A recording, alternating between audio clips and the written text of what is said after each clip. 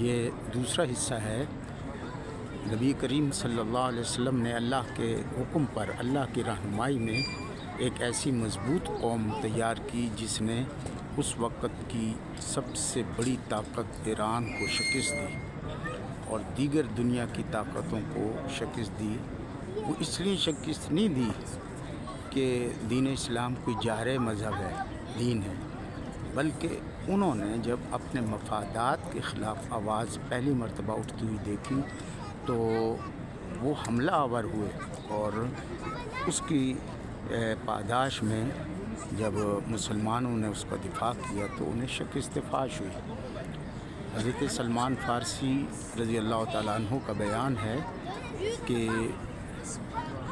ہم ایران کے جو بادشاہ تھے ان کے ظلم اور زیادتیوں سے تنگ آ چکے تھے، اور اسی وجہ سے ہجرت کی اور نبی کریم صلی اللہ علیہ وسلم کے پاس آئے، دین کو سمجھا، سیکھا اور واقعتاً اس دین کو پایا جو ہماری آرزو اور تمنا تھی۔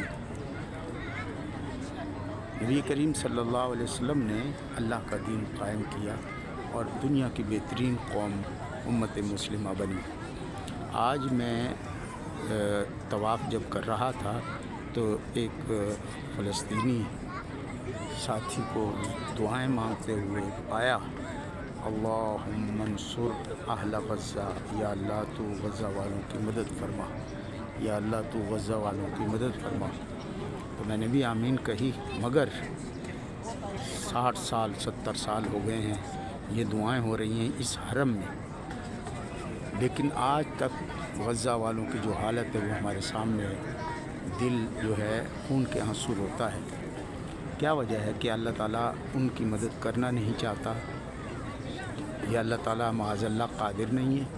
بالکل قادر ہے، بالکل مدد کرنا چاہتا ہے، لیکن ہم نے دین کو سمجھا ہی غلط ہے۔ ہم نے سمجھ لیا کہ صرف دعائیں ہی ان تمام مسائل کا حل ہیں، جبکہ دعا تو آرزو اور ایک تمنا ہوتی ہے ہماری۔